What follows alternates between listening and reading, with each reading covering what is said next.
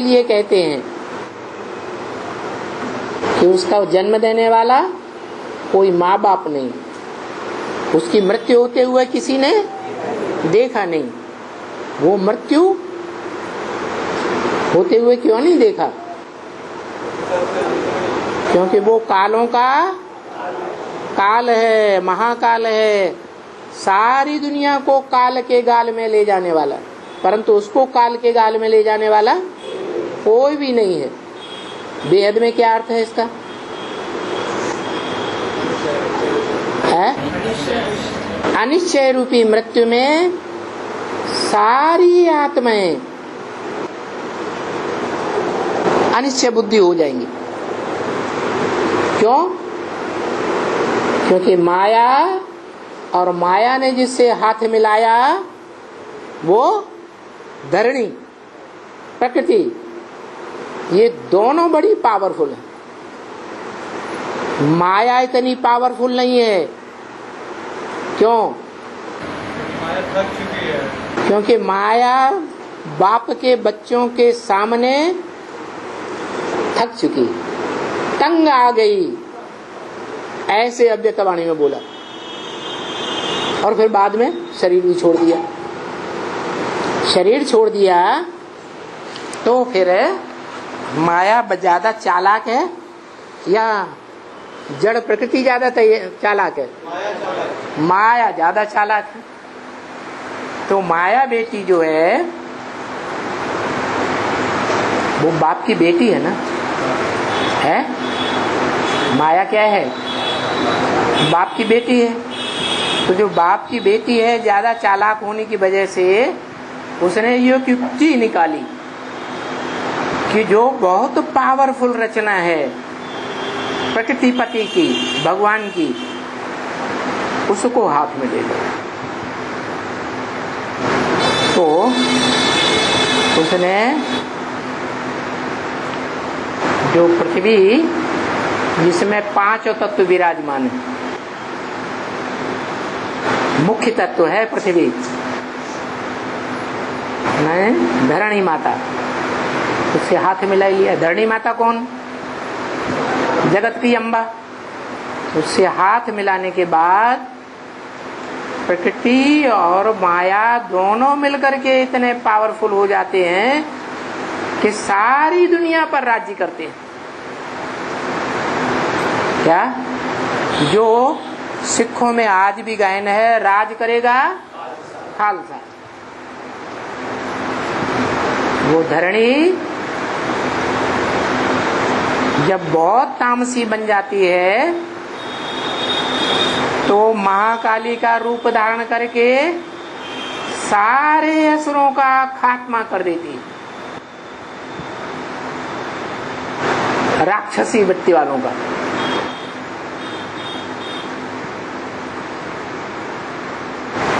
अभी कौन सा राज्य चल रहा है?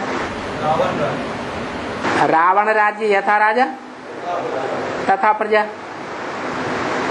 तो सभी रावण राज्य में हैं या रावण राज्य से कोई बाहर है? तो सबके गले काटेगी, सबको अनिश्चय बुद्धि बनाएगी, या कोई कोई को बनाएगी, कोई कोई को नहीं बनाएगी? है? रुद्रमाला के मणकों को है, उनको भी बनाएगी। फिर बचेगा कौन? है? एक क्यों बचेगा? हाँ, जो प्रकृति पति है वो किसी के प्रभाव में आने वाला नहीं है। सब धर्म पिताएं इस सृष्टि में उतरते हैं, तो जब उतरते हैं तब सत्व प्रधान होते हैं, लेकिन जिसमें प्रवेश करते हैं उसके संग के रंग में आकर नीचे गिरते हैं या नहीं गिरते हैं? प्रभावित होते हैं या नहीं होते हैं? लेकिन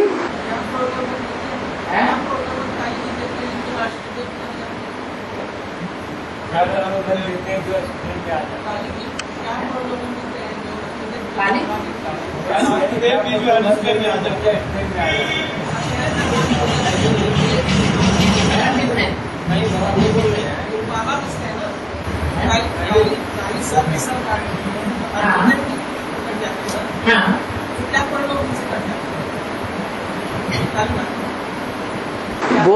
वो सारी सृष्टि की माँ है ना, माँ है या नहीं है? जगत माता है ना। तो जगत माता, जिसे जगत माता कहा जाता है, वो जगत पिता की पत्नी है या नहीं है? है? जगत पिता की पत्नी है। तो पहली रचना है या बीच की रचना है या लास्ट की रचना है? पहली रचना है ना। तो जो पति है प्रकृति का, वो अपनी एड़ी चोटी की सारी पावर लगा करके उसको तैयार करता है या नहीं? तो ज्यादा पावरफुल बनती है या नहीं? ज्यादा पावरफुल बनती है, इसीलिए सबको खलास कर देती है। सर्प के बारे में ये जानते होंगे बहुत से लोग कि सर्पिणी जब अंडे देती है तो उसकी कुंडली के अंदर जितने बच्चे आ जाएंगे वो उन सबको खा जाती है। हाँ, तो बड़बोली तो है ही। और आज की दुनिया में जो बड़े बड़े नेताएं हैं, जोर जोर से बोल बोल करके सारी पब्लिक को अपने कंट्रोल में कर लेते हैं। उन सब नेताओं में मुखिया नेता कौन हुआ? जगदम्बा। उससे ज्यादा लंबी जीभ वाला और कोई हो ही नहीं सकता। पंडित सोई जो ही गाल बजावा। ये कलयुगी दुनिया की रस्म है। क्या लोग किसको पंडित समझते हैं? जो बहुत ज्यादा बोलने वाला हो उसको लोग समझते हैं ये बहुत पंडित है, और जो चुपचाप रहता है, कम बोलता है, ये बुद्धू है, तो कुछ नहीं जानता। तो सारी प्रकृति उससे, वो प्रकृति से सारे ही बच्चे प्रभावित हो जाते हैं। हिंदू हो, मुसलमान हो, सिख हो, ईसाई हो, सारे प्रभावित हो जाते हैं। माने बाप से अनिश्चय बुद्धि हो जाते हैं। जो बाप से अनिश्चय बुद्धि होते हैं, बाप के बड़े बड़े सहयोगी होते हैं, उन सहयोगी रूपी भुजाओं को वो अपने कमर में बांध लेती है। क्या? अपनी कमर की लज्जा बचाने के लिए क्या करती है? जो सहयोगी भुजाओं वाले बच्चे हैं, लंबी लंबी भुजाओं वाले, अर्जुन को दीर्घ बाहु कहा गया ना, तो बड़े बड़े सहयोगियों को अपने पक्ष में करके अपनी जो कमजोरी है उसको छुपा लेती है और बाप को बदनाम कर देती है। क्या? बाप को बदनाम कर देती है। किसके बीच? बच्चों के बीच। तो कितने बच्चे हैं प्रकृति के?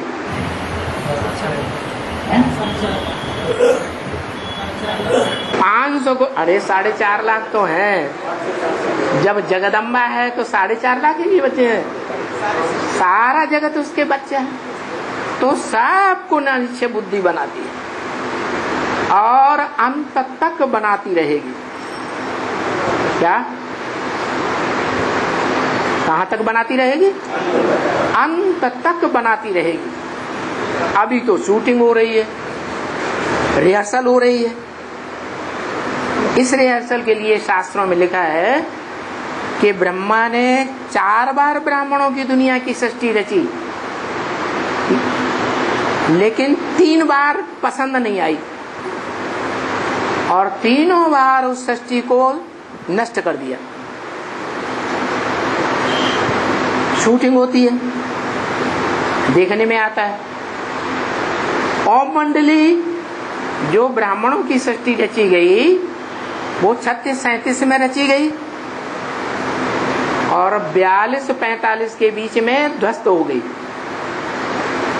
हुई या नहीं हुई? फिर दूसरी सृष्टि रची सन 47 में। पहली षष्ठी नेस्त नाबूद हो गई ओम मंडली, और दूसरी षष्ठी का नाम पड़ा ब्रह्मा कुमारी ईश्वरीय विश्वविद्यालय। ब्राह्मणों की षष्ठी थी ना, वो षष्ठी भी ब्रह्मा बाबा के शरीर छोड़ने के बाद विघटन होना शुरू हो गई। प्रूफ मुरली में दिया। द्वापर युग से जब और धर्म आते हैं, धर्म पिताएं आते हैं, तो अपना अपना प्रोविंस अलग अलग कर लेते हैं। अरब देश अलग हो गया, भारत देश अलग हो गया। ऐसे ही ब्रह्मा बाबा के शरीर छोड़ने के बाद ब्रह्मा कुमारियों ने, जो ब्रह्मा बाबा के समय में सारे देश के सेंटर्स का संचालन माउंट आबू से होता था, वो ब्रह्मा कुमारियां आपस में भिड़ गई और उन्होंने अपने अपने जोन अलग अलग कर दिए, जोनल इंचार्ज बन गए। यज्ञ की हिस्ट्री उठा के देख लो।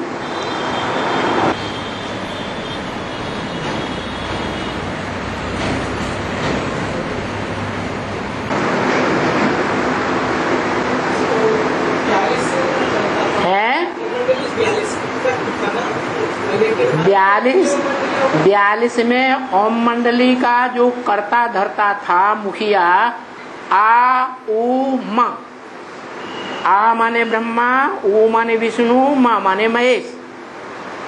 उन तीनों में बड़ा कौन? महेश जो कर्ता धर्ता था, उसकी लाश भी गुम कर दी, खलास हो गया।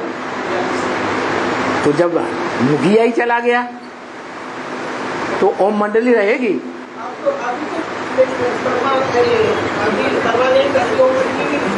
हैं? खत्म। वो ब्राह्मणों की षष्ठी खलास कर दी ना। शास्त्रों में यही तो आया है कि ब्राह्मणों की 3 षष्ठी रची गई, जो खलास कर दी, पसंद नहीं आई। दूसरी षष्ठी रची सन 47 में ब्रह्मा के द्वारा, ब्रह्मा कुमारी विद्यालय। वो 69 में शरीर छूट गया ब्रह्मा का, तो विघटन शुरू हो गया। रिजल्ट सामने आया कि अपना अपना जोन ब्रह्मा कुमारियों ने अलग अलग कर लिया। विघटन हुआ कि नहीं? विघटन हुआ। वो विघटन उसकी लास्ट स्टेज जो है, उसकी भी घोषणा मुरली में कर दी। क्या? 10 वर्ष में पुरानी दुनिया का विनाश और नई दुनिया की स्थापना हो जाएगी। 66 की मुरली में बोला। तो 76 में क्या हुआ? ब्राह्मणों की दुनिया में ब्रह्मा कुमारी ईश्वरीय विश्वविद्यालय विघटन को प्राप्त होने लगा और एडवांस पार्टी शुरू हो गई। क्या? मुखिया भी प्रत्यक्ष हो गया। बाप का प्रत्यक्षता वर्ष मनाया गया सन 76 को। तो मनुष्य सृष्टि का बाप कौन? वही जगत पिता। उसके प्रत्यक्ष होने पर, कैसे प्रत्यक्ष होना? आप मुए मर गई दुनिया। उस पुरानी ब्राह्मणों की सृष्टि से उसने अपना मोह तोड़ लिया।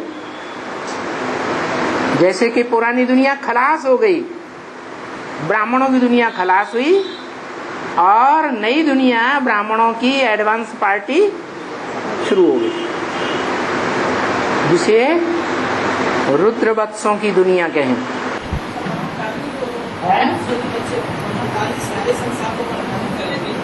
महाकाली की बात उस समय नहीं है। अभी प्रसंगांतर न करो, दूसरी बात चल रही है ना। तो ये तीसरी बार सृष्टि हुई शुरू ब्रह्मा द्वारा, और दूसरी बार रची हुई सृष्टि खलास हो गई। खलास हुई या नहीं हुई? हुई। तीसरी ब्राह्मणों की सृष्टि शुरू हुई। उसके लिए भी ये मुरली में बोल दिया, तुम बच्चों को। किनसे कहा तुम बच्चे? रुद्रमाला के मणकों से कहा तुम बच्चे। तुम बच्चों को तमो प्रधान से सतो प्रधान बनने में 40 से 50 वर्ष लगते हैं। तो बताओ कब पूरे होते हैं? 2017-18, क्योंकि 76 था बाप का प्रत्यक्षता वर्ष, 77 था संपूर्णता वर्ष। तो 2017-18 का जो टाइम है वो है तीसरी जो ब्राह्मणों की सृष्टि रची गई वो भी खलास। अभी टाइम चल रहा है, वही टाइम चल रहा है जो रुद्रमाला की दुनिया में 98 में भूकंप आया था। क्या आधा विनाश हुआ था, 40-50 सरेंडर हैंड्स भाग गए। अर्धवार्षिक परीक्षा हो गई। परीक्षा सदा काल की होती है या थोड़े समय की होती है? थोड़े समय की परीक्षा हुई, भागने वाले भाग गए, परीक्षा हो गई, ठहरने वाले ठहर गए। द्वापर के अंत में क्या होता है? ब्राड्रमन। वो त्रेता के अंत में क्या होता है? द्वापर की शुरुआत में आधा विनाश होता है। तो शूटिंग हुई कि नहीं बीज रूपात्माओं की दुनिया में? ऐसे ही जब ये शूटिंग हुई उस समय तिथि तारीख देखी जाए, 15 अगस्त जन्माष्टमी का दिन था, जिसके लिए शास्त्रों में लिखा है कि कृष्ण भगवान ने गीता कब सुनाई, महाभारत युद्ध कब हुआ? द्वापर के आदि में, द्वापर के अंत में? द्वापर के अंत में। तो महाभारत युद्ध हुआ और कृष्ण के द्वारा कराया गया। तो कृष्ण का जन्म भी हुआ होगा? नहीं, द्वापर के अंत में कृष्ण का जन्म हुआ होगा कि नहीं हुआ? तो उसकी शूटिंग हो गई। कहते हैं कि जो ब्राह्मण होते हैं उनका 2 जन्म होता है। एक जन्म माँ के पेट से और दूसरा जन्म जब यज्ञोपवीत धारण करते हैं, ज्ञान के 3 सूत्र धारण करते हैं। 3 सूत्र कौन से? ब्रह्मा का सूत्र, विष्णु का ज्ञान सूत्र और शंकर का ज्ञान सूत्र, जिसे कहते हैं त्रिमूर्ति रोड। रोड माने रास्ता, त्रिमूर्ति हाउस। तो ये तीनों जो ज्ञान के सूत्र हैं उनकी जहां गांठ लगाई जाती है उसको कहते हैं ब्रह्म फांस। क्या? जो ब्रह्मा नाम के हैं वो सब एक गांठ में फंस गए। तो जो ब्रह्मा बनते हैं वही क्या बनते हैं? विष्णु। विष्णु बने तो 5 ब्रह्मा नामधारी एक गांठ में बंध गए या नहीं बंध गए? है, बंध गए। तो बताया कि जो आधा विनाश होता है द्वापर के अंत में, उस समय कृष्ण का भी जन्म होता है और कृष्ण जन्म की यादगार 15 अगस्त और जन्माष्टमी एक ही तारीख को हुए। जो कृष्ण वाली आत्मा है वो डबल छुटकारा पाई लेती है। एक तो ये दुनिया ही जेल है, दुनिया का बंधन में रहना, समाज के बंधन में रहना क्या है? जेल है। और दूसरे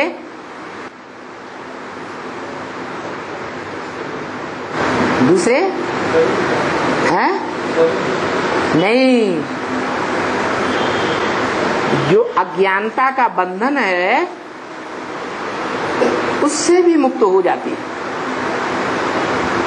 ज्ञान गर्भ कहते हैं ना, तो ज्ञान गर्भ से जब बाहर आई तो जन्म हुआ, बाहर की दुनिया से भी मुक्त और अंदर के संकल्पों के संघर्ष से भी मुक्त।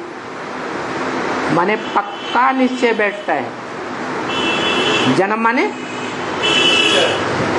पक्का निश्चय बुद्धि। और दुनिया के बंधन से मुक्त माना पहले समाज के अंदर प्रत्यक्ष थी तो बंधन था, फिर बाद में क्या होता है? जो दुनियावी समाज है उसकी दृष्टि से ओझल हो जाती है या समाज के सामने प्रत्यक्ष रहती है।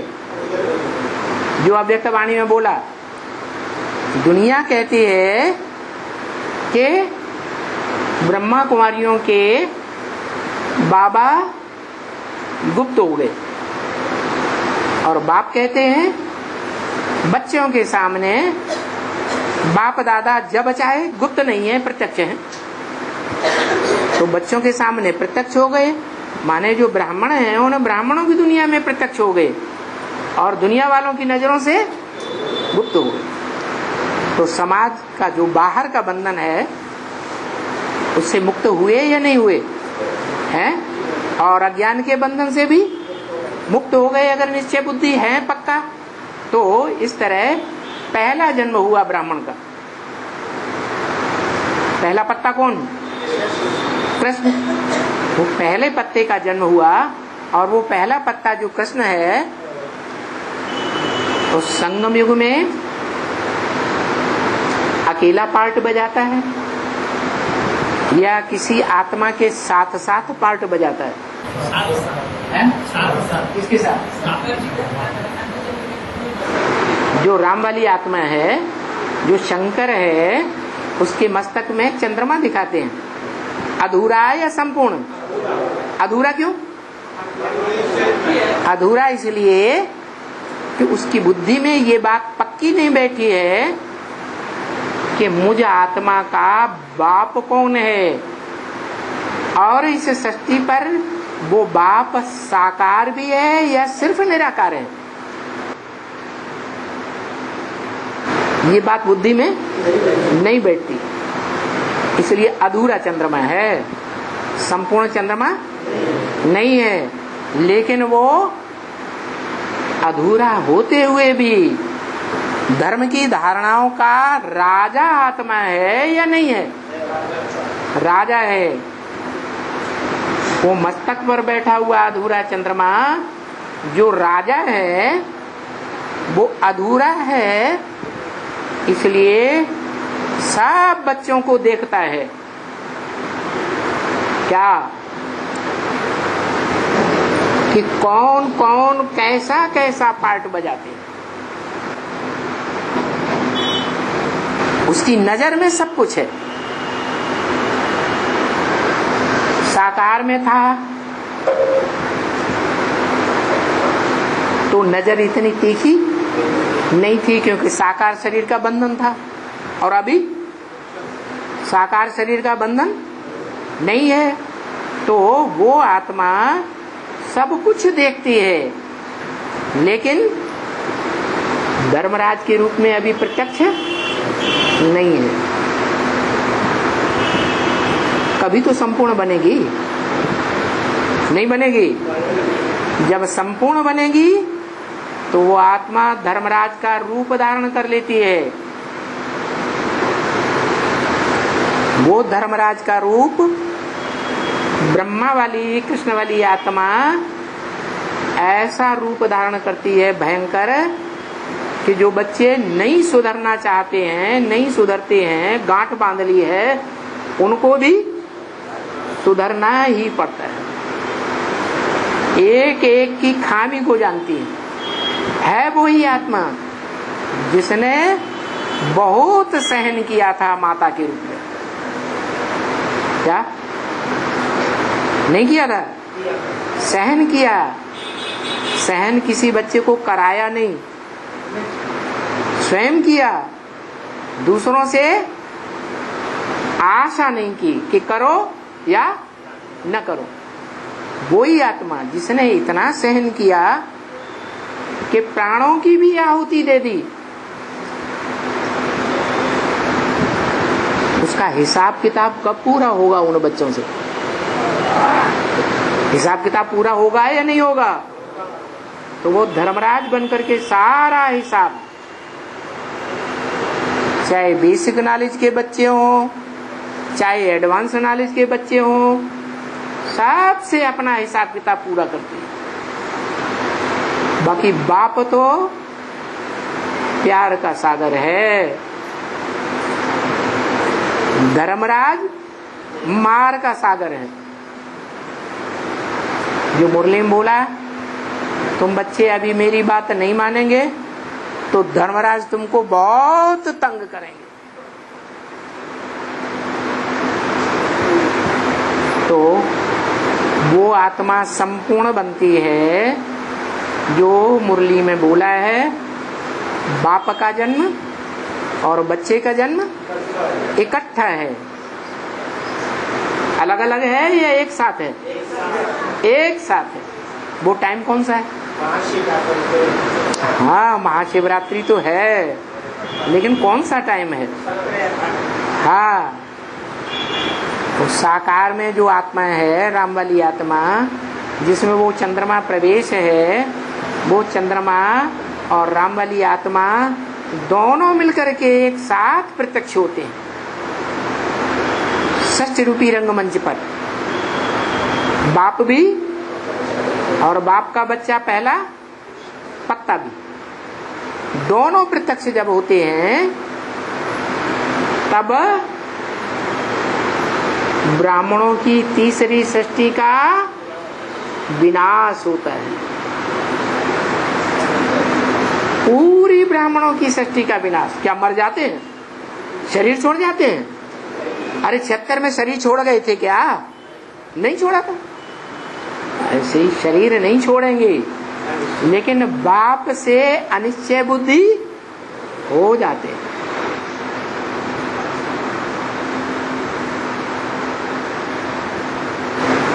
ऐसी माया कड़ी परीक्षा लेगी फाइनल पेपर में। कैसी? जैसी अर्धविनाश में 98 में 40-50 सरेंडर बच्चों के साथ परीक्षा हुई और वो अनिश्चय बुद्धि होकर के भाग गए।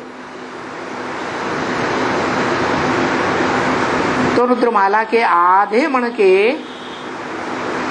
अगर भाग जाएं तो क्या पूरे अनिश्चय बुद्धि नहीं हो सकते हैं?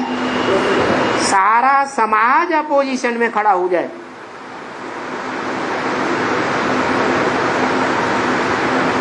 सारी गवर्नमेंट अपोजिशन में खड़ी हो जाए,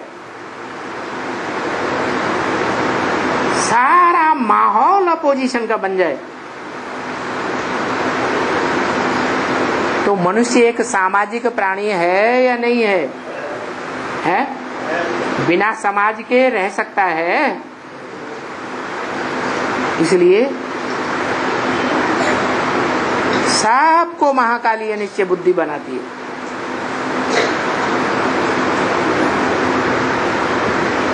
वो परीक्षा का प्रारूप होने वाला है। अरे सारी रामायण खत्म हो गई है, सीता का बाप रावण ही बना रहा। नहीं पता चला? चल गया? चलो, तो जब सारे ही अनिश्चय बुद्धि बन जाते हैं तो उन्होंने सत्य ज्ञान को पूरा धारण किया है 100% या नहीं किया है? जो सत्य बाप का सत्य ज्ञान है, सत्य जिसे ज्ञान कहा जाता है, जानकारी, वो धारण किया है? नहीं धारण किया। ज्ञान की पूरी धारणा न होने के कारण ही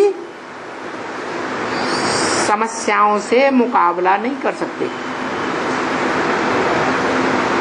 और माया के फाइनल पेपर में फेल हो जाते हैं। एक 3 बार ब्राह्मणों की सृष्टि जो है नष्ट होती है, चौथी बार सृष्टि का विनाश नहीं हुआ, क्योंकि तीसरी बार जो विनाश हुआ, वो दूसरी बार जो विनाश हुआ 76 में, उसमें 2 ही आत्माएं निकलती हैं, जिनके निकलने के बाद टू लेट का बोर्ड बता दिया। क्या 10 वर्ष में पुरानी दुनिया का विनाश, नई दुनिया में नई दुनिया की स्थापना होगी और टू लेट का बोर्ड लग जाएगा। कितनों के लिए? 2 के लिए लग गया। अब जो तीसरी बार विनाश होता है, क्योंकि 2 से तो राजधानी स्थापन नहीं होती है, होती है? नहीं होती है।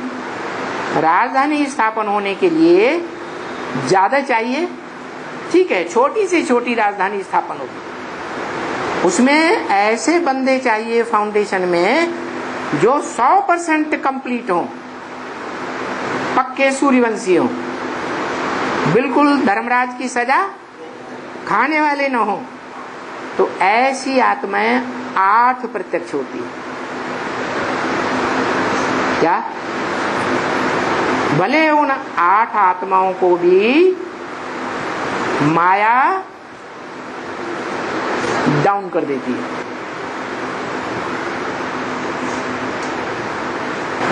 माया किसी को छोड़ती नहीं। किसको छोड़ती है? किसको है? माया किसको छोड़ती?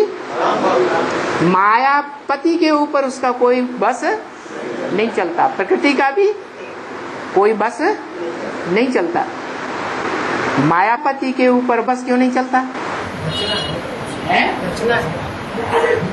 मायापति के ऊपर बस इसलिए नहीं चलता कि माया है अज्ञानी, क्या? और मायापति है ज्ञानी। इसलिए अज्ञानता के कारण माया उसको जीत नहीं सकती। और प्रकृति जो जगत माता है, जगत माता का बस क्यों नहीं चलता है? क्योंकि जगत माता जड़त्वमयी बुद्धि वाली है। माया ज्यादा बुद्धिमान है या जगदम्बा ज्यादा बुद्धिमान है? माया बुद्धिमान है, जगदम्बा बुद्धिमान नहीं है। अगर जगदम्बा बुद्धिमान होती तो 2500 वर्ष जगदम्बा का राज्य कहा जाता, माया का राज नहीं कहा जाता। लेकिन देखते हैं कि जो बड़े से बड़ी माता है वो सबसे जास्ती दुनिया में बंधन में आ जाती है। तो जब बड़े से बड़ी माता बंधन में आ जाती है तो जो नंबरवार माताएं हैं उनका क्या हाल होगा? वो सब बंधन में आ जाती है। तो ये दूसरा जन्म होता है, जबकि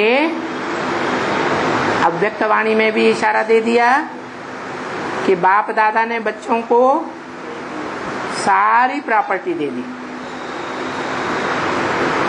अपने पास कुछ भी रखा नहीं। कब तक? कब तक दे दी?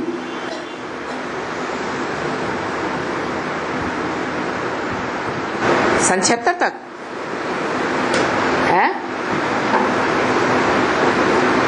सन 76 तक सारी प्रॉपर्टी नहीं दे दी।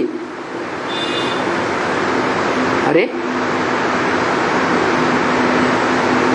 नहीं दे दी, क्योंकि टीचर के रूप में, सुप्रीम टीचर के रूप में जो टीचर का काम है व्याख्या देना, प्रोज और पोएट्री की व्याख्या देता है, वो काम तो शुरू नहीं हुआ। हमारी पोएट्री क्या है? कविता है हमारी मुरली गीता माता, जिस गीता माता के लिए वाणी में बोला अभी गीता ज्ञान कहेंगे, गीता ज्ञान अमृत नहीं कहेंगे। तो गीता का ज्ञान तो मिला, लेकिन वो अमृत, गीता का वो रूप जो अमृत बन जाता है, वो ब्राह्मण बच्चों को नहीं मिला। जिस अमृत को पी करके ब्राह्मण संपूर्ण क्या बन जाते हैं? अमर बन जाते हैं, देवता बन जाते हैं। तो 76 के बाद ये प्रक्रिया शुरू होती है। क्या? गीता का व्याख्या, उसे गीता कहो, वेदवाणी कहो, क्योंकि वेदों का भी जो अव्वल नंबर रूप है वो गीता है। पहले गीता बनी या वेद बने? है पहले गीता, बाद में वेद। वेदवाणी ब्रह्मा के मुख से निकली, तो वेदवाणी जो ब्रह्मा के मुख से निकली वो हो गई हमारी मुरली। और वो वेदवाणी की आज क्या हालत है? कोई नहीं पढ़ता, कोई नहीं सुनता।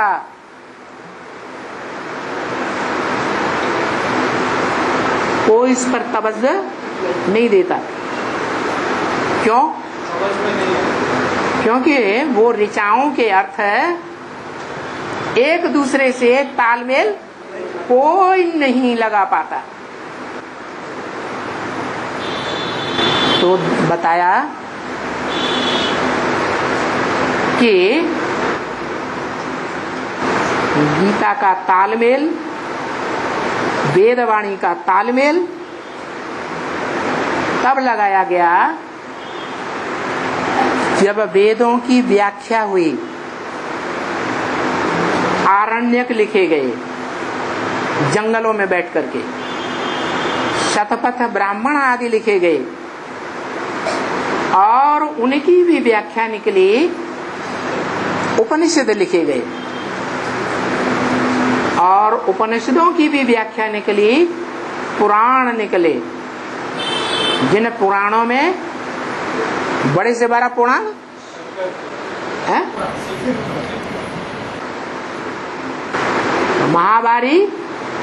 महाभारत युद्ध जिसके नाम पर लिखा गया हुआ, महाभारत सबसे बड़ा पुराण, पूरा बड़ा हाल भर जाता है, इतनी बड़ी पुस्तक है। तो देखा जाए कि जो पहले पहले भगवत गीता आई उसका रचयिता कौन? हिस्ट्री के अनुसार 18वें अध्याय में आया है, व्यास प्रसादात्। किसके प्रसाद से प्राप्त हुई? प्रसन्नता से, व्यास की प्रसन्नता से गीता ज्ञान मिला। इसी तरह वेदों की भी व्याख्या व्यास वाली आत्मा ने आरण्यकों और ब्राह्मणों के रूप में की। वही आत्मा पहले पहले ब्राह्मण और आरण्यकों की व्याख्या उपनिषदों के रूप में करती है। वही आत्मा फिर पुराणों के रूप में महाभारत पुराण भी लिखती है, भागवत महापुराण लिखती है। वही आत्मा द्वापर में वाल्मीकि रामायण लिखती है, जो मुरली में बोला, अपने अपने ग्रंथों में अपनी अपनी कथा कहानी लिख दी है। तो वाल्मीकि रामायण लिखने वाली कौन सी आत्मा हुई? राम वाली आत्मा साबित होती है, क्योंकि राम वाली आत्मा ने ही अपने जीवन की कहानी संगम युग की सारी रामायण में लिख दी। इसी तरह कलयुग में आकर वही आत्मा तुलसीदास के रूप में जन्म लेती है और तुलसीकृत रामायण लिखती है। तो किसने लिखी? कौन सी आत्मा ने? वही राम वाली आत्मा। इससे साबित हुआ कि सृष्टि पर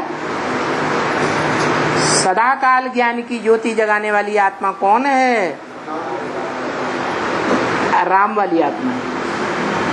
जो मुरली में बोला, इस सृष्टि पर सदाकाल कोई चीज कायम है ही नहीं, सदाकाल कायम एक ही शिव बाबा है। तो वो शिव बाबा की यादगार क्या है? शिवलिंग।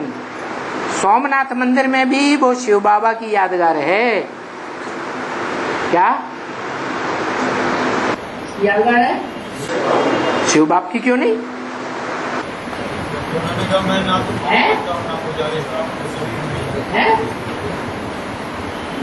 इसलिए यादगार नहीं कही जा सकती कि शिव बाप कहते हैं ब्रह्मा के मुख से कि न मैं पूज्य बनता हूं न पुजारी बनता हूं।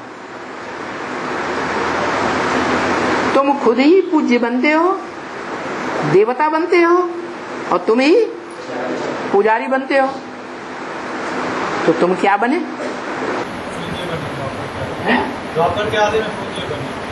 नहीं, वो पूज्य बने कहाँ? पूज्य तो बने थे वास्तव में सतयुग के आदि में। तो सतयुग के आदि में जो पहला पूज्य बना वो कौन? जिसकी पूजा द्वापर युग में होती है। यादगार क्या? शिवलिंग। शिवलिंग में जो बिंदु रखा जाता है और जो लिंग रूप बड़ा दिखाया जाता है, वो दोनों किसकी यादगार है? ब्रह्मा कुमारियां इस बात को मानेंगी? मानेंगी? क्यों? क्यों नहीं मानेंगी?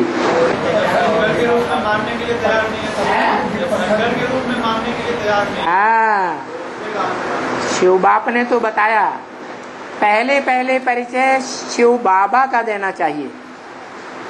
तो ब्रह्मा कुमारियों ने 32 गुणों वाला चित्र जो है वो पहले प्रदर्शनी में मेले मलाखनों में रखना शुरू कर दिया।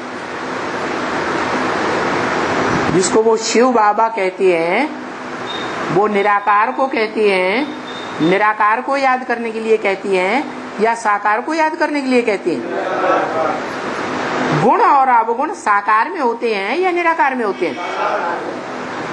निराकार निर्गुण है या सगुण है?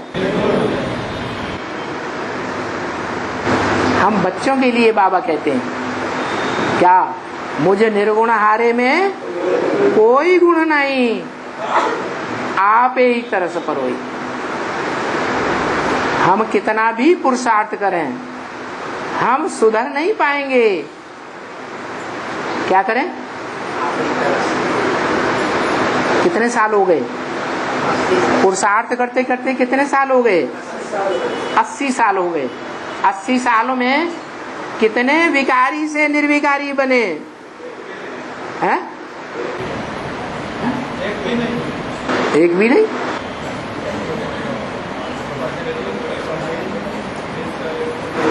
एक भी नहीं। माना 500-700 करोड़ में से सबके अंदर घुस के तुमने देख लिया। बाबा ने कहा कोई भी पति इस पावन दुनिया, कोई भी पावन पुस्तक जो है ना, ये पति दुनिया में ठहर ना सके। हाँ, इस दुनिया में एक भी आत्मा पावन बनेगी तो पावन आत्मा इस पतित विकारी शरीर में, इस पतित दुनिया में ठहर ही नहीं सकेगी। कहाँ चली जाएगी? नई दुनिया पर, नई दुनिया में चली जाएगी। अच्छा ये बताओ, जब बाबा कहते हैं शिव बाबा को याद करो, कहते हैं कि नहीं? अपने घर को याद करो, कहते हैं कि नहीं? स्वर्ग को याद करो, कहते हैं कि नहीं? तो 3 को याद करें, एक को याद करें? मुरली में तो बार बार बोलते हैं एक शिव बाबा, दूसरा न कोई। तो एक को याद करें या तीन तीन को याद करें? तो एक को कैसे याद करें जब तीन तीन बता दिए? इसका मतलब है जो एक है इस सृष्टि पर, ऐसे नहीं है कि नहीं है, और अभी किस लिए है कि जब तक इस सृष्टि का विनाश नहीं होता है, संपूर्ण विनाश नहीं होता है, तब तक वो सुप्रीम सोल कब तक इस सृष्टि पर रहेगा? जब तक विनाश की प्रक्रिया शुरू नहीं होती है। नहीं, बोला है मैं आता हूं तो धक से तुम्हारी राजधानी स्थापन कर देता हूं। क्या देर लगती है? नहीं, मैं आता हूं तो गायन है, राजा जनक को 1 सेकंड में जीवन मुक्ति मिली। क्या 1 सेकंड में जीवन मुक्ति मिली? जनक माने क्या? जन माने जन्म, का माने करने वाला, माना इस सारी सृष्टि का जन्म देने का जो निमित्त बनता है वो ही हुआ जनक। उस जनक के लिए 1 सेकंड लगाया हुआ है। क्या 1 सेकंड में जीवन मुक्ति? अरे यहाँ तो 80 साल हो गए, 1 सेकंड कैसे? 1 सेकंड ऐसे कि जो हम याद करते हैं, प्रैक्टिस करते हैं, इस याद की प्रैक्टिस में हम अपनी याद की यात्रा को सहज करते जाते हैं या मुश्किल करते जाते हैं। जितनी जितनी प्रैक्टिस बढ़ती जाती है उतना उतना हर आत्मा नंबरवार आत्मिक स्टेज में जल्दी से जल्दी टिकेगी। क्या बोला? अभी अभी साकारी, अभी अभी निराकारी, अभी अभी आकारी बनना है। अभी अभी का मतलब आकारी, साकारी, निराकारी बनने में 1 सेकंड से ज्यादा न लगे। ऐसी प्रैक्टिस करनी है। तो ऐसी प्रैक्टिस बनाने में कोई अव्वल नंबर जाएगा या नहीं जाएगा? जो अव्वल नंबर जाएगा बस उसी का नाम अर्जुन है। उस अर्जुन के लिए कहा भगवान ने गीता में, इदम शरीरम कौन्तेय क्षेत्रम इत्यभिधीयते। हे अर्जुन, ये तुम्हारा जो शरीर रूपी रथ है यही क्षेत्र है। कौन सा क्षेत्र? धर्म क्षेत्र, कुरुक्षेत्र। ये धारणाओं का क्षेत्र है। कुरुक्षेत्र माने कर्म भूमि भी है। सत्युग त्रेता में कर्म करते हैं? करते हैं? नहीं करते। वहां आत्माभिमानी होते हैं, कर्म करने की दरकार ही नहीं, सारा कर्म प्रकृति करती है। आत्माभिमानी देवताओं के लिए कोई कर्म करने की दरकार नहीं है। जब हम देह अभिमानी बनते हैं तो कर्म शुरू होते हैं। जो आज भी कोई भी ऑफिस में चले जाओ, बड़े बड़े ऑफिसरों से कहो पूजा क्या है, कहते हैं कर्म ही पूजा है। क्या कहते हैं? कर्म ही पूजा है। उनके यहाँ बोर्ड कहीं कहीं टंगे होते हैं, लिखा होता है कर्म ही पूजा है। उसके आगे एक शब्द और बढ़ा दो, गधे का कर्म ही पूजा है। गधा कर्म नहीं करता है? सारा दिन कुम्हार के यहाँ, धोबी के यहाँ सारा दिन कर्म करता है, और शाम को गाय बैल भैंस की जो बची हुई घास है वो आकर के खा के सो जाता है। तो बड़ा कर्मयोगी कौन हुआ? कौन हुआ? गधा हुआ ना। लेकिन किसके डंडे के नीचे रहता है? आधीन है या पराधीन है? आधीन है। तो कर्म करने वाले जो ये अहंकार दिखाते हैं कि हमने कर्म किया, वो कर्म करने वालों की इंद्रियां कर्म करती हैं। इंद्रियां जो देह का अंग हैं वो कर्म करती हैं या आत्मा कर्म करती है? ये कराती है। आत्मा कर्म कराती है और इंद्रियां करती हैं। तो दास दासी कौन हुई? इंद्रियां दास दासी हुई। आत्मा राजा है, राजा है इसलिए उत्तम अंग में बैठा हुआ है। ये अंग क्या कहा जाता है? उत्तम अंग। कैसा अंग? सारे अंगों में उत्तम अंग, उसका नाम है भ्रकुटी। कैसी कुटी? भरी पूरी कुटी। इस भरी पूरी कुटी में अगर आत्मा स्थित हो जाए सदा काल के लिए, तो उस आत्मा को कोई भी बंधन में बांध ही नहीं सकता। तो देखो, कर्म की दुनिया कौन से युग से शुरू होती है? द्वापर युग से। द्वापर युग से द्वैतवादी धर्म शुरू हुआ या नहीं हुआ? दो दो धर्म, दो दो राज्य, दो दो भाषाएं, 2 से 4, 4 से 8 बढ़ती ही चली गई। ये द्वैतवाद बढ़ने से दुनिया में संघर्ष बढ़ता है या नहीं बढ़ता है? इसलिए देवताओं को कहा जाता है अद्वैत। क्या? अद्वैत। और दैत्यों को कहा जाता है द्वैत, द्वैतवादी। तो ये दैत्यों की दुनिया है कौन सी? द्वापर युग से, जहां कर्म करने पड़ते हैं कर्म इंद्रियों के द्वारा। कर्म इंद्रियां देह का अंग है, इसलिए देहवान है या नहीं है? देहवान है। जहां देहवान है, आत्माभिमान नहीं है, वहां स्वतंत्रता है? वहां स्वतंत्रता नहीं है। तो आज के जो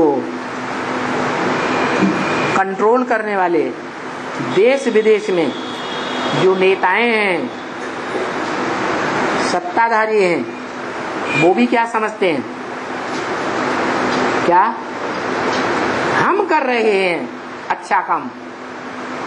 हम इस दुनिया को सुख की दुनिया बना रहे हैं, स्वर्ग बनाए रहे हैं। क्या बनाए रहे हैं? गांधी जी ने रामराज्य लाया है? अरे कोई राजा का राज्य आता है तो राजा खुद लड़ाई लड़के राज्य लेता है या कोई उसको लड़ाई लड़के तो कोई दूसरा दे देता है? खुद लड़ाई लड़ता है। तो राम राज्य आना होगा तो राम खुद ही सामने आएगा, प्रत्यक्ष होगा, या गांधी जी लाएंगे राम राज्य? फिर राम राज्य आ गया है और ही रावण राज्य हो गया। तो अब करना क्या है? समझना क्या है? यही समझना है कि इस मनुष्य सृष्टि का जो बाप है, बाप से क्या मिलता है? वर्षा मिलता है, प्रॉपर्टी मिलती है। निराकारी बाप से निराकार वर्षा मिलता है। क्या? ज्ञान का वर्षा मिलता है। और साकारी बाप से साकारी राजाई का वर्षा मिलता है। क्या? निराकार साकार राजाई देता है या साकार बाप साकारी राजाई देता है? साकार बाप साकारी राजाई देगा। धनवान बाप होगा तो धन का वर्षा देगा। क्या? जमींदार बाप होगा तो जमीन का वर्षा देगा। जो जमींदार बाप, जो धनवान बाप खुद ही प्रॉपर्टी का मालिक नहीं है, खुद ही इस प्रॉपर्टी का भोग भोगने वाला नहीं है, वो अपने बच्चों को दे सकता है? नहीं दे सकता। वो निराकार ज्ञान का सागर है। क्यों? क्योंकि जन्म मरण के चक्र में नहीं आता है, इसलिए त्रिकालदर्शी है। लेकिन वो कहता है मैं त्रिकालदर्शी तो हूं, लेकिन मास्टर त्रिकालदर्शी तुम बच्चे हो। मास्टर का मतलब प्रैक्टिकल में करने वाले तुम बच्चे हो। क्या मतलब हुआ? मैं सिर्फ ज्ञान देता हूं, थ्योरी देता हूं या प्रैक्टिकल करके दिखाता हूं? प्रैक्टिकल करके दिखाता है? थ्योरी का ज्ञान देता है, वो प्रैक्टिकल करके नहीं दिखाता। वो ज्ञान देता है योग का, योग कैसे लगाना है ज्ञान देता है ना। खुद योगी बनता है? अरे उसे योगी बनने की क्या दरकार है? वो तो योगी बनने की दरकार है, वो तो है ही सदैव आत्मिक स्थिति में स्थित रहने वाला। तो जिसको ज्ञान देता है और जो उस ज्ञान को संपूर्ण जीवन में अपने धारण करता है, पहले पहले वो शिव बाप का बड़ा बच्चा, बड़ी आत्मा, वो बड़े से बड़ा राजयोगी कहा जाता है। उस राजयोगी के 3 नाम प्रसिद्ध हैं। क्या? एक कृष्ण, क्या कहते हैं कृष्ण को? है योगी राज। और ब्रह्मा का बड़ा पुत्र सनत कुमार, उसको कहते हैं ज्ञानेश्वर, योगीश्वर। और शंकर, उनको क्या कहते हैं? योगीश्वर। तो योगियों का ईश्वर है, ज्ञानियों का ईश्वर है। ईश्वर एक होगा या अनेक होंगे? ईश माने शासन करना। योगियों को शासित करने वाला, ज्ञानियों को शासित करने वाला एक होगा या अनेक होंगे? एक होगा। तो ये जिनका नाम शास्त्रों में सनत कुमार दिया, जिनका नाम शास्त्रों में कृष्ण दिया, वो संगमयुगी कृष्ण है। जिनका नाम शास्त्रों में क्या दिया? शंकर है। वो जगत पिता है, मनुष्य सृष्टि का पिता है। तो वो एक ही है योगीश्वर, संपूर्ण योग लगाने वाला।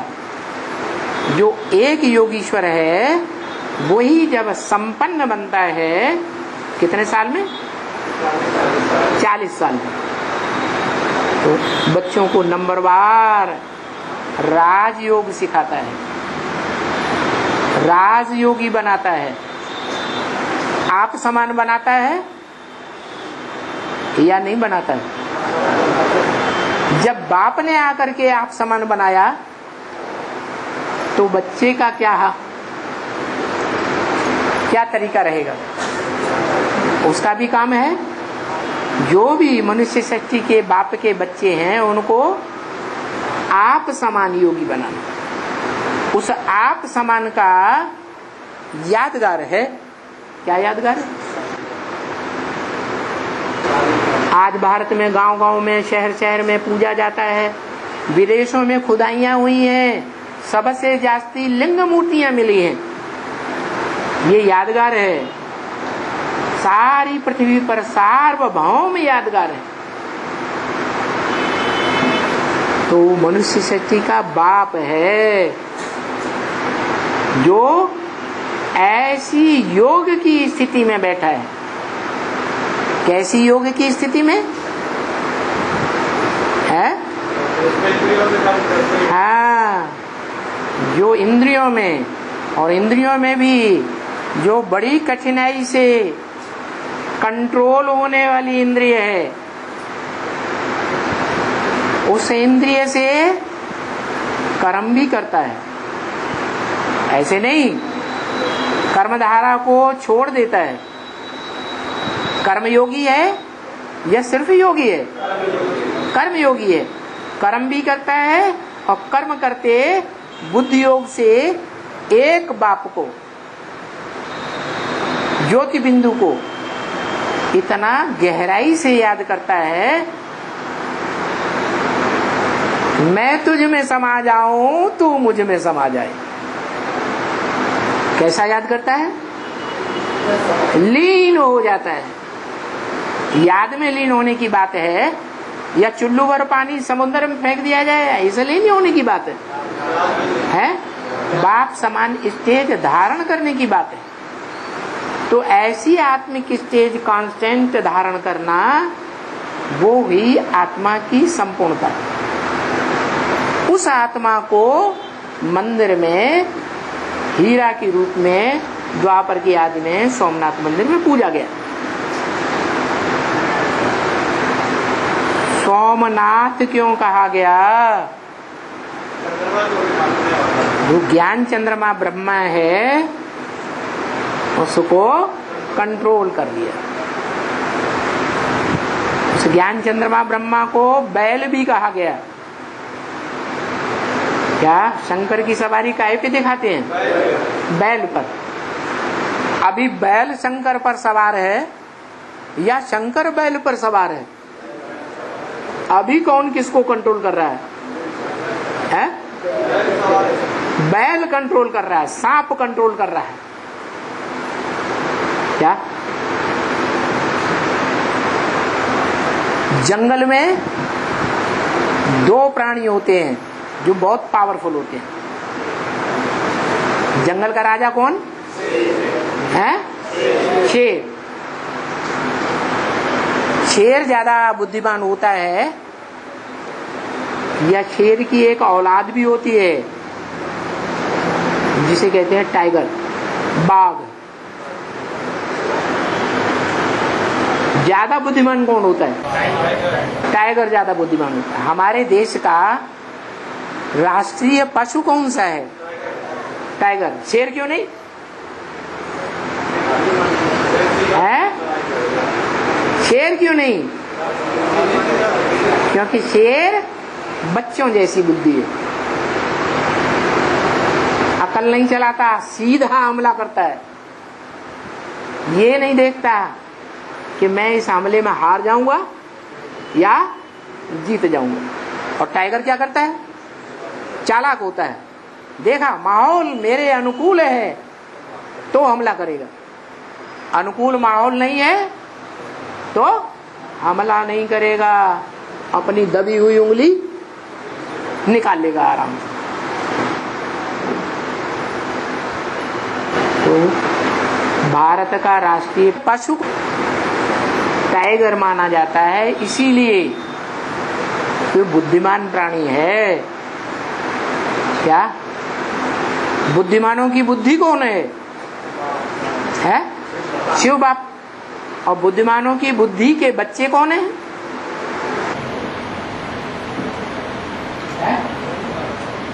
दुनिया में बुद्धिमान किसको माना जाएगा? जो वैज्ञानिकों को पहचान ले वो, धर्म पिताओं को पहचान ले वो, देवात्मा को पहचान ले वो, राक्षस को पहचान ले वो, या सुप्रीम बाप को पहचान ले वो। ज्यादा बुद्धिमान कौन हुआ? तो बाप क्या देखते हैं बच्चों में? है बच्चों में कोई गुण नहीं है। बाप जानते हैं इन बच्चों में कोई गुण नहीं, लेकिन एक गुण देखते हैं। क्या? जो दुनिया में कहीं बाप को नहीं मिलता। क्या गुण? बाप की पहचान बाप के बच्चे करते हैं। दुनिया में और धर्म पिताओं के जो फॉलोअर्स बच्चे हैं वो अपने बाप को पहचानते हैं, सुप्रीम सोल बाप को नहीं पहचान पाते। यहां भी ऐसे ही है। ब्राह्मणों की दुनिया में 9 कुरियों के ब्राह्मण हैं जो दूसरे दूसरे धर्मों से कन्वर्ट होकर के आए हैं। वो पहचान करके भी नहीं पहचान पाते, ठोकर मार के भाग जाते हैं, ग्लानि करने लग पड़ते हैं। क्यों? वही द्वापर युग से हिस्ट्री को देखो। जो बाप बोलते हैं एक से ज्ञान सुनना चाहिए, अनेकों से ज्ञान नहीं सुनना चाहिए। अनेकों से सुना तो व्यभिचारी ज्ञान हो जाएगा, और ज्ञान व्यभिचारी हुआ तो व्यभिचारी धर्मों में कन्वर्ट होना पड़ेगा। और भारतवासियों की एक खास कमजोरी बताई, सुनी सुनाई बातों से भारतवासियों ने दुर्गति को पाया। और सुनी सुनाई बातों पर प्रभावित होना माताएं ज्यादा करती हैं या भाई लोग ज्यादा करते हैं? आज भी सारी दुनिया में ऐसे ही चल रहा है।